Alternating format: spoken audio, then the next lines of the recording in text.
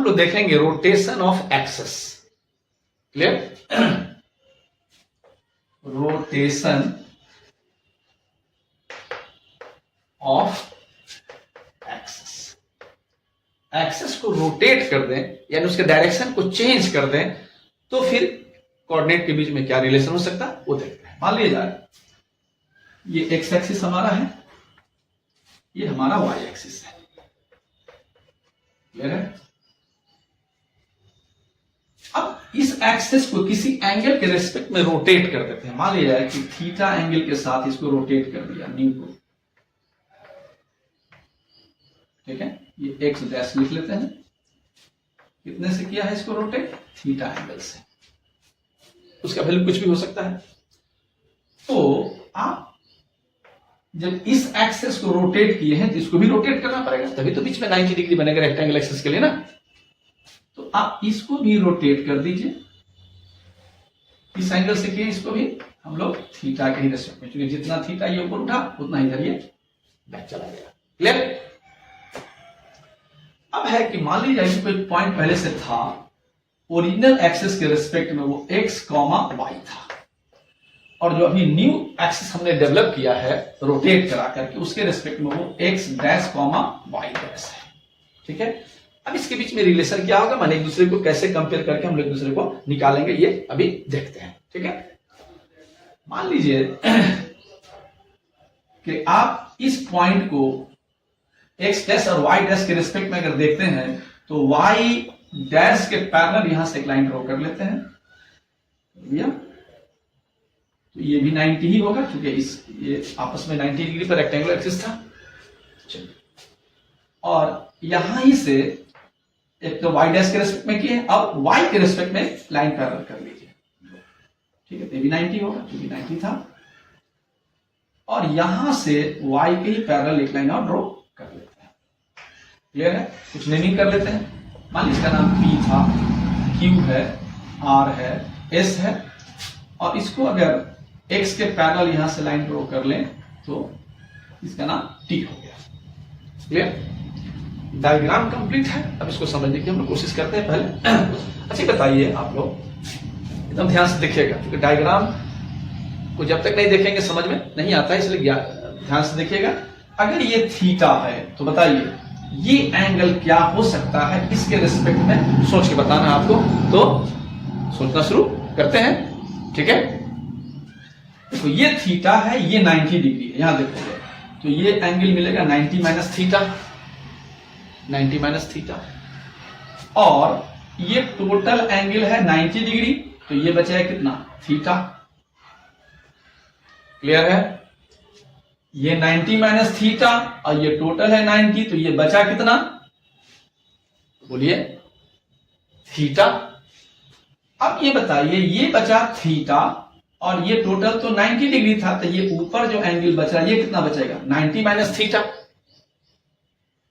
Clear है? अब ये हो गया 90 माइनस थीटा और ये ऑलरेडी 90 है, तो ये बचेगा कितना? थीटा। ठीक है, क्लियर है? समझ में आ रहा है? यानी फिर से समझ लीजिए, अगर ये थीटा है और ये 90 है तो ये नीचे का एंगल बचा 90 माइनस थीटा, और टोटल ये एंगल है 90 डिग्री और ये 90 माइनस थीटा, तो बीच का ये एंगल बचा ये कितना बचेगा? थीटा। और टोटल खुद ये 90 था, ठीक है, और ये थीटा है, तो ये रेस्ट कितना बचेगा? 90 माइनस थीटा, और ये ऑलरेडी 90 है और ये 90 माइनस थीटा, तो तीनों का सम 180 लेकर चलेंगे तो ये रेस्ट कितना बचेगा? थीटा बच जाएगा। यहां तक बात समझ में आ गई? चलिए, अब सवाल उठता है कि इसमें रिलेशन देखना है, तो आपको x देखना है सबसे पहले। तो मान लो x लिखना हो तो x इक्वल टू क्या होगा? पहले वाले एक्सिस के रेस्पेक्ट में सोचो, क्योंकि उसी के लिए x लिखा हुआ था। तो x क्या है? ये है, इसका मतलब क्या? कहां सा इसका नाम अगर O हो तो OQ को हम लोग x कहेंगे। क्लियर? OQ x हो गया। यहां तक समझ में आ गया? अब बताइए OQ को क्या कर सकते हैं ताकि ट्रायंगल में चला जाए? OQ को लिख सकते हैं OR minus QR, OR minus QR। क्यों ऐसा कर रहे हैं? क्योंकि जब OR लेंगे तो एक ट्रायंगल फॉर्म हो रहा है जिसमें इस एक्सिस का इस्तेमाल करेंगे, जिसका वैल्यू ऑलरेडी कितना यहां तक होगा? x डैश होगा, क्योंकि ये x डैश लिखा हुआ है। ठीक है ना, तो उसका यूज कर लेंगे, इसलिए हमने उसमें ऐसा काम किया है। ठीक है, तो OQ को क्या लिखेंगे? O R minus Q R. समझ में आ रहा है? यानी आप लिख सकते हैं ओ आर। अब ओ आर क्या है देखिएगा, तो ओ आर ये है, ठीक है, और Q R, Q R, Q R कौन है? क्यू आर, क्यू आर के बदले क्या लिख सकते हैं? T S. तो आप लिखिए O R minus T S. Clear है? इतना तो लिख लिया हम लोग। अब बताओ कि ओ आर को क्या कह सकते हैं। तो देखिएगा एक ट्रायंगल दिख रहा होगा आपको, ओ एस आर, ध्यान से देखिएगा, ओ एस आर। इसमें ओ आर मुझे फाइंड करना है, ठीक है, क्योंकि वही हम जरूरत है हमारी यहां। और मुझे इसमें गिवन क्या है? ये तो गिवन है नहीं, तो गिवन हमें ये थीटा है और ओ एस गिवन है। क्यों? क्योंकि अगर ये एक्स डैश है, इसका मतलब यहां से यहां तक का डिस्टेंस एक्स डैश रहा होगा, यानी ओ एस हमारा एक्स डैश है, ठीक है ना। तो ये साइड मुझे मालूम है और मुझे फाइंड करना है ओ आर, दैट मीन्स 90 के अपोजिट यानी एच मालूम है और इस एंगल के रिस्पेक्ट में बेस मालूम है। तो बी और एच किस में होता है? कॉस थीटा में। क्लियर है? तो अगर हम यहां पर पहले निकाल लेते हैं, तो अगर हम कॉस थीटा लेते किस में? इस ट्रायंगल में ओ एस आर में, तो कॉस थीटा बराबर क्या होता है? बी बाई एच, यानी बी का वैल्यू ओ आर और एच कितना होता है इसमें? ओ एस, यानी उसको डायरेक्ट लिख देते हैं एक्स डैश। टाइम बर्बाद करने से क्या फायदा है ना।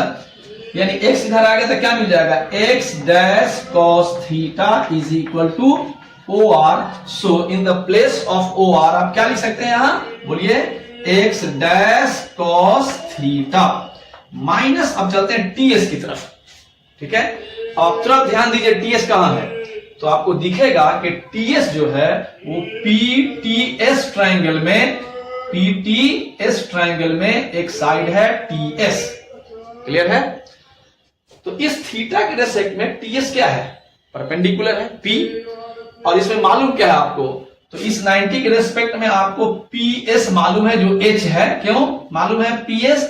क्योंकि ये वाई डैश के रेस्पेक्ट में खींचा हुआ लाइन है, इसका वैल्यू कितना हो जाएगा? वाई डैश, यानी ये वाई डैश मुझे मालूम है, यानी मुझे एच मालूम है और फाइंड करना है टीएस यानी पी मालूम करना है। तो पी और एच किस में होता है? साइन में। इसीलिए मैं यहीं पर पहले फिर उसी तरह से निकाल देता हूं। आप इसको नोट कर लिए ना? हाँ, तो इसको नोट कर लीजिएगा। तो क्या निकालेंगे हम लोग? साइन निकाल लेते हैं, ठीक है ना। तो यहां पर जब साइन निकालिएगा तो क्या मिल जाएगा आपको? बोलिए, साइन निकालेंगे तो मुझे क्या मिल जाएगा? आप निकाल भी चुके होंगे, है ना, लेकिन फिर मैं भी निकाल दे रहा हूं। देखिए, तो इस ट्रायंगल में किसमें? पीटीएस में अगर हम लोग साइन थीटा लिखें तो साइन बराबर पी बाई एच, यानी पी कौन होगा इस एंगल के रेस्पेक्ट में थीटा के? टी एस, अब बाई एच या 90 के सामने में पी एस, तो पी एस को डायरेक्ट लिख देते हैं वाई डैश। क्लियर? यानी वाई डैश इधर आ गया तो क्या मिल गया? Y dash sine theta equal to T S. So अगर हम टी एस के प्लेस पे यहां लिखेंगे तो क्या लिखेंगे? Y dash sine theta. इतना समझ में आ गया आपको? यानी एक बात क्लियर हो गया कि क्या हो गया कि अगर इसमें x निकालना होगा तो x डैश और y डैश के रिस्पेक्ट में क्या मिलेगा? x equal to X dash cos theta minus Y dash sine theta. इसको आप एक इक्वेशन मानकर छोड़ दें, क्योंकि अगर आप लास्ट में x डैश का वैल्यू निकालना चाहें x के रिस्पेक्ट में तो कैसे निकलेगा वो भी हम आपको बताते हैं, लेकिन पहले इतना नोट कर लीजिए, है ना, क्योंकि ये x का वैल्यू निकल गया। ठीक इसी तरह से आप अब अकल लगाइए, आपको निकालना है अगर y, तो y इक्वल टू क्या होगा? देखिएगा, ये y है इसके रेस्पेक्ट में, तो y का वैल्यू हो जाएगा पी क्यू। आप लिखिए पी क्यू। पी क्यू को क्या लिख सकते हैं? अभी थोड़ा सा पहले लिखे भी थे हम लोग। पी क्यू को क्या लिख सकते हैं? बोलिए, पी क्यू को लिख सकते हैं हम लोग कितना? P T plus T Q, यानी P T plus T Q. Clear है? अब देखिए पीटी पर कोई ट्रायंगल बन रहा है, पीटी पे हाँ बन रहा है एक ट्रायंगल, इधर इसको रहने देंगे। टी क्यू पे कोई ट्रायंगल बन रहा है तो टी क्यू पे कोई ट्रायंगल नहीं बन रहा है, इसलिए टी क्यू के बदले में क्या लिख सकते हैं? एस आर, यानी हम लोग लिख सकते हैं P T plus S R, क्योंकि एस आर पे एक ट्रायंगल फॉर्म हो रहा है। क्लियर है यहां तक? ठीक है, तो इतना नोट कर लीजिए। तो देखिए मुझे क्या मालूम करना है? पीटी। पीटी क्या है? देखिएगा इस ट्रायंगल में पीटी यहां है, तो अब बताओ कि पीटी इस थीटा के रेस्पेक्ट में क्या है? बेस है, और इसमें गिवन क्या है? तो 90 के अपोजिट वाला ये वाई डैश गिवन है, यानी ये एच है, तो बी और एच यानी किस में चलेगा काम, बोलिए उस ट्रायंगल में किसका वैल्यू निकालेंगे हम लोग, कॉस थीटा का, है ना। तो अब बताओ यहीं पे निकाल लेते हैं, तो cos theta equal to B by H. तो इस ट्रायंगल में किस में काम कर रहे हैं हम लोग, नाम नहीं लिख रहे हैं लेकिन आप ध्यान दीजिएगा, बोल दे रहे हैं पीटीएस में काम कर रहे हैं, ठीक है ना। तो पीटीएस में कॉस थीटा बराबर क्या, बी बाई एच। तो बी कितना होगा, पीटी, और एच कितना होगा 90 के अपोजिट में पीएस। क्लियर है। That means cos theta equal to PT, तो पीटी है और पीएस का वैल्यू वाई डैश है। क्लियर है ना। यानी आप चाहें तो यहां से निकाल सकते हैं पीटी का वैल्यू कितना हो जाएगा, बोलिए Y dash cos theta equal to हमारा पीटी मिल गया। सो अब इसमें हम वैल्यू पुट करना चाहेंगे तो पीटी का वैल्यू कितना है, बोलिए वाई इक्वल टू था पीटी प्लस एस आर। तो पीटी हमारा निकल गया कितना, वाई डैश बोलिए cos theta plus S R अब निकालना आपको, ठीक है। अब एस आर देखिए, तो एस आर यहां पर निकालते हैं, देखिएगा ध्यान से, एस आर कहां है, ये है एस आर। तो इस ट्रायंगल में देखिएगा किसमें, ओ एस आर में, किसमें देखेंगे, ओ एस आर में देखेंगे। तो इस एंगल के रेस्पेक्ट में ये परपेंडिकुलर है, और इसमें गिवन क्या है, तो इसमें आपको ओ एस मालूम है एक्स डैश के फॉर्म में, यानी 90 के अपोजिट में, यानी एच मालूम है। तो P और H का मामला बनता है, इसलिए इस ट्रायंगल में चलेंगे तो क्या लिखेंगे, साइन थीटा। तो साइन थीटा बराबर कितना, P बाई एच। तो इस ट्रायंगल में किसमें, ओ एस आर में P का वैल्यू क्या है, एस आर, और H आपका कितना है, बोलिए ओ एस। डायरेक्ट आप लिख सकते हैं एक्स डैश, टाइम पर बात करने से क्या फायदा, इधर आ जाइए। दैट मीन्स क्या होगा, X dash sine theta is equal to S R. Clear है। तो आप यहां पुट कर सकते हैं इसका वैल्यू, यानी कितना लिख सकते हैं, X dash sine theta. That means y equal to क्या हो गया आपका, y इक्वल टू हो गया y dash cos theta plus x dash sine theta. Is it clear. तो इसको आप नोट कर लीजिए। फिर हम आपको बताते हैं कि अगर x डैश निकालना चाहे इसके रेस्पेक्ट में तो कैसे निकलेगा, और y डैश निकालना चाहे तो कैसे निकलेगा, है ना। लेकिन पहले इसको आप नोट कर लीजिए। Is it okay. देखिए हमारा जो अभी इक्वेशन फर्स्ट निकाले थे उसमें क्या था, x इक्वल टू था x dash cos theta minus y dash sine theta, और अभी जो y निकाले वो कितना था, y dash cos x dash sine theta plus y dash cos theta. मैंने इसको लिख लिया। अब हम चाहते हैं कि x डैश निकाल लें x के फॉर्म में, या y डैश निकाल लेते हैं y के फॉर्म में। तो कैसे निकालेंगे, तो सोचिए। जैसे अगर आप x डैश ही निकालना चाहते हो पहले, है ना, तो क्या करना पड़ेगा, x डैश निकालने के लिए आपको जो x डैश के साथ cos थीटा इसको खत्म करना पड़ेगा, और यहां जो x डैश के साथ sin थीटा इसको भी खत्म करना पड़ेगा। और ये खत्म कब होगा, तो sin और cos कब खत्म होता है, जब sin square theta plus cos square theta लिखा जाता है तो वो खुद ब खुद खत्म होकर वैल्यू 1 देता है। आप जानते हैं ट्राइब का फॉर्मूला है, इसलिए इसी फॉर्म में इसको लाने की कोशिश करते हैं। इज इट क्लियर, है ना। तो मान लो इस कैसे खत्म होगा, तो cos स्क्वायर थीटा कब बनेगा, जब पूरे इक्वेशन में हम लोग cos से डिवाइड कर देंगे।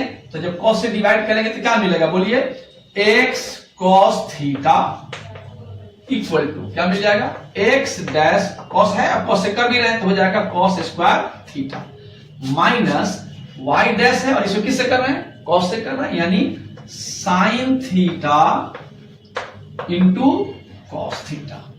क्लियर, यहां तक हो गया। ठीक उसी तरह से यहां इसको साइन स्क्वायर बनाना है, तब तो प्लस होकर के 1 होगा ना। तो साइन स्क्वायर कब बनेगा, जब साइन से मल्टीपल करेंगे तो पूरे में करना पड़ेगा। तो क्या लिखेंगे, y sine theta equal to x dash sine square theta plus y dash sine theta into cos theta. अब ध्यान से देखिएगा तो आपको पता चलेगा कि ये दोनों पार्ट सेम है, और एक निगेटिव और एक पॉजिटिव है। तो जैसे ही इसको ऐड करेंगे तो ये तो कैंसिल हो जाएगा। क्लियर।